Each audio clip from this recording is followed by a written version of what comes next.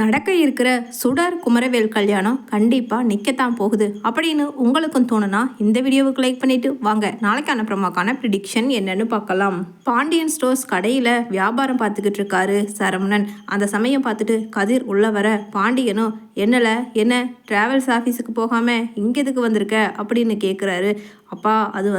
ஒன்றும் இல்லைப்பா, அண்ணன்கிட்ட ஒரு முக்கியமான விஷயம் பேசணும் அப்படின்னு சொல்கிறாரு கதிர். உடனே பாண்டியனும் என்ன முக்கியமான விஷயம் அப்படின்னு கேட்க அது ஆஹா இல்லைப்பா இல்லை, நான் முக்கியமான விஷயம்லாம் பேசுறதுக்கு வரல, என்னோட டிராவல்ஸ் ஆஃபீஸில் ஆள் இல்லை,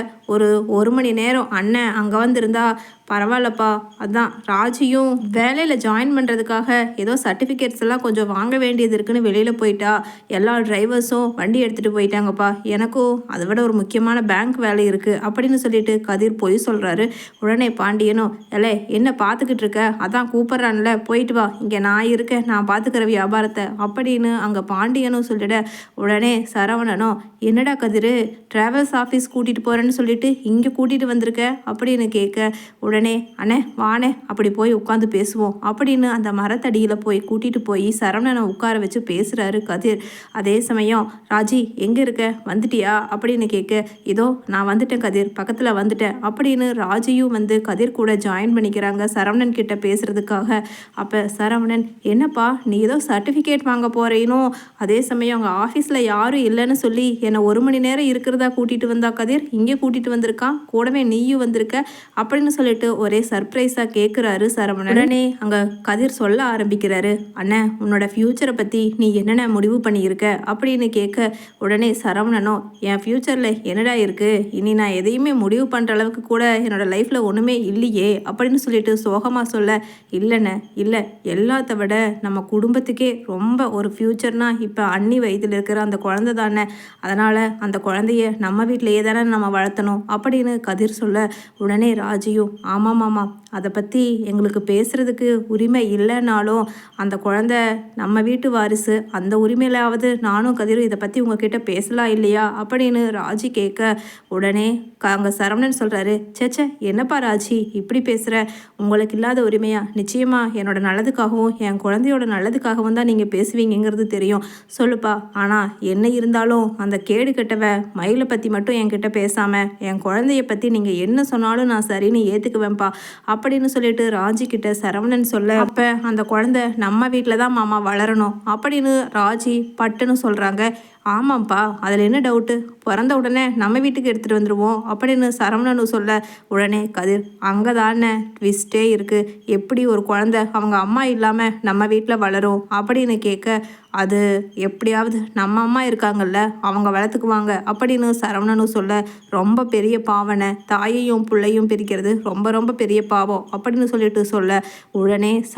சடனாக எழுந்திரிச்சிடுறாரு சரவணன். இப்போ 2 பேரும் என்ன சொல்ல வர்றீங்கிறது என்னால் புரிஞ்சுக்க முடியுது, அந்த மயிலையும் நம்ம வீட்டுக்கு கூட்டிகிட்டு வரணுங்கிறது தானே உங்களோட முடிவு அப்படின்னு சொல்ல உடனே அங்கே சொல்கிறாரு கதிர் அண்ணன் நம்ம வீட்டுக்கு உன் ஒய்ஃபாக வர வேண்டாண்ணே, அந்த குழந்தைய பார்த்துக்கிற அவங்க அம்மாவாக வரட்டும்னே, தயவு செஞ்சு அதுக்கு மட்டும் நீ நோ சொல்லாதண்ணே அப்படின்னு சொல்லிட்டு சரவணன் கிட்ட கதிர் சொல்ல ஆமாம் மாமா இதுதான் நம்ம வீட்டில் எல்லாரோட ஆசையும், மாமா அத்தை அதுக்கப்புறம் செந்தில் மாமா மீனாக்கான்னு எல்லாருமே அந்த குழந்தைக்காக இதை தான் நம்ம ஒரு நல்ல முடிவாக இருக்கும்னு சொல்லி நேற்று நைட்டே நாங்கள் எல்லாரும் பேசி ஒரு முடிவு எடுத்தோம். அத்தை கூட இதை பற்றி உங்ககிட்ட பேசணும்னு நினச்சாங்க, ஆனால் அத்தை பேசினா உங்களுக்கு கோபம் வந்துடும்னு சொல்லி அத்தை எங்கே நீங்கள் மாட்டேன்னு சொல்லிட்டா அவங்களால தாங்கிக்க முடியாதுன்னு சொல்லி எங்ககிட்ட பேச சொல்லி அனுப்பிவிட்டாங்க மாமா அப்படின்னு ராஜியும் சொல்ல உடனே அங்கே சரவணன் என்னப்பா என்ன குழந்தைக்கு எதுவாக இருந்தாலும் நல்லதான ஒரு முடிவைத்தான் நான் எடுப்பேன் குழந்தையோட அப்பாவா, அதனால் யாரும் வரி பண்ணிக்க வேண்டாம் அப்படின்னு சொல்ல உடனே கதிர் சொல்கிறாரு அண்ணே அது பிறந்ததுக்கப்புறம் நீ ஒரு நல்ல முடிவு எடுக்கிறதால அந்த ஒரே ஒரு நல்ல விஷயம் தானே நடக்கும், ஆனால் இப்போவே நீ ஒரு நல்ல முடிவு எடுத்த, அதாவது நாங்கள் சொன்ன முடிவை சம்மதம்னு சொன்னேன்னா இப்போ ரெண்டு விஷயம் நல்லது நடக்க போகுதுண்ணே அப்படின்னு சொல்கிறாரு கதிர். உடனே என்னடா சொல்கிற, எனக்கு ஒன்றுமே புரியலை, குழப்பாமல் கொஞ்சம் தெளிவாக சொல்லுடா அப்படின்னு கதிர்கிட்ட சரவணனும் சொல்ல ஆமாண்ணே இப்போவே நம்ம அண்ணி வீட்டுக்கு போய் அண்ணியை நம்ம வீட்டுக்கு அழைச்சிட்டு வரோன்னு சொன்னால் கண்டிப்பாக கூடவே அப்படி மயில அதாவது அண்ணியை நம்ம வீட்டுக்கு அழைச்சிட்டு வரணும்னா இப்போ குமரவேலுக்கும் சுடருக்கும் நடக்க இருக்கிற கல்யாணத்தை நிறுத்திடணும்னு சொல்லி அவங்க அம்மா கிட்ட நம்ம ஒரு வார்னிங் மாதிரி சொன்னோன்னா கண்டிப்பாக ஏதோ ஒரு பிள்ளையோட வாழ்க்கையை தானே அவங்களால காப்பாற்ற முடியும்னு தெரிஞ்சதுக்கப்புறம் ஏற்கனவே கல்யாணம் ஆகி குழந்தைய சுமந்துக்கிட்டு இருக்க அன்னைக்கு நம்ம வீடு தான் சரின்னு சொல்லி முடிவெடுப்பாங்க. சுடருக்கு இந்த மாப்பிள்ளை இல்லைன்னா வேறு மாப்பிள்ளை வேணாலும் பார்த்துக்கலான்னு சொல்லி அந்த பிள்ளையோட வாழ்க்கையை அதாவது இப்போ முடிவாகி இருக்கிற நிச்சயத்தை அப்படியே நிறுத்திடுவாங்கண்ணே. அதனால் அந்த பிள்ளை சுடரோட வாழ்க்கையும் நல்லா இருக்கும் அப்படின்னு சொல்லிட்டு அங்கே சொல்கிறாரு கதிர். உடனே சரவணனும் சுடர் ரொம்ப நல்ல புள்ளடா, அவளுக்கு எப்படியா இருந்தாலும் குமரவேல் கூட நிச்சயம் ஆனதவே என்னால் ஜீரணிச்சுக்க முடியலை, எப்படியாவது இந்த கல்யாணம் நடக்கக்கூடாதுன்னு சொல்லி ஆசைப்படுற முதல் ஆள் நான் தாண்டா. அந்த பிள்ளை வேறு யாராவது கல்யாணம் பண்ணி ரொம்ப நல்லா இருக்கணும்னு நினைக்கிற முதல் ஆளும் நானாக தாண்டா இருப்பேன். அப்படி இருக்கும்போது சரி என் குழந்தைக்காகவும் சுடருக்காகவும் நான் அதை பேசுகிறேன் அப்படின்னு சொல்லிட்டு சொல்ல உடனே ராஜியும் மாமா நீங்கள் தப்பாக நினச்சிக்கலனா இப்போ நீங்கள் எடுத்துருக்கிறது ரொம்ப ரொம்ப தெளிவான சரியான முடிவு மாமா அப்படின்னு சொல்லிட்டு ராஜியும் சொல்ல சரிப்பா, ஆனால் அந்த மயில் நம்ம வீட்டுக்கு வந்தால் குழந்தையோட அம்மாவா அப்படி மட்டும்தான் இருக்கணும், வேற எந்த எக்ஸ்கியூசஸ்மே கிடையாது, என்ன புரியுதா அப்படின்னு சொல்லிட்டு ராஜி கிட்ட சொல்ல உடனே ராஜியும் கதிரும் நல்லா புரியுதுண்ணே, அவங்க கண்டிப்பாக சரவணனோட ஒய்ஃபுங்கிற அட்வான்டேஜை எடுத்துக்கவே மாட்டாங்க, போதுமா வா அப்படின்னு சொல்லிட்டு அங்கே எல்லாருமா சேர்ந்து பாகியம் வீட்டுக்கு கூட்டிகிட்டு போகிறாங்க சரவணனை. உடனே அங்கே போய் பின் கையை கட்டிட்டு வெளியில் நிற்க உடனே ராஜி டோரை தட்டுறாங்க. வீட்டில் யாருங்க, யாரும் இல்லையா அப்படின்னு அங்கே கேட்க ராஜி உடனே உள்ளே இருந்து யாரு அப்படின்னு பாகியமும் வெளியில் வர்றாங்க. ஆஹா நீங்கள் தானா, எதுக்கு வந்திருக்கீங்க அப்படின்னு சொல்லிட்டு எப்படியா இருந்தாலும் நமக்கு பெரிய இடத்து சம்மந்தம் பணக்கார சம்மந்தம் கிடைச்சிடுச்சுன்னு திமிரா அப்படியே வாயை கோணிக்கிட்டு பேசுகிறாங்க பாகியம். உடனே சரவணன் சொல்கிறாரு சுடரோட கல்யாணம் நடக்கக்கூடாது அப்படின்னு உடனே பாகியம் சொல்கிறாங்க. அதை சொல்கிறதுக்கு உங்களுக்கு என்ன உரிமை இருக்குது அப்படின்னு கேட்குறாங்க. நான் இந்த வீட்டோட இல்லை என் குழந்தை இந்த வீட்டில் தான் இப்போ வரைக்கும் இருக்குது, உங்கள் பொண்ணு எங்கள் வீட்டுக்கு மருமகளாக வந்திருக்கா பெரிய பொண்ணு, அப்படி இருக்கும்போது அவளை திரும்பவும் எங்கள் வீட்டுக்கு என் குழந்தைய நான் அழைச்சிட்டு போகும் பொழுது அதே இந்த வீட்டில் குமரவேல் நிச்சயமாக ஒரு மருமகனாக இருக்கிறத என்னால் ஏற்றுக்க முடியாது, அதனால் அந்த கல்யாணத்தை நிறுத்துறேன்னு எனக்கு வாக்கு கொடுங்க, சத்தியம் பண்ணி கொடுங்க.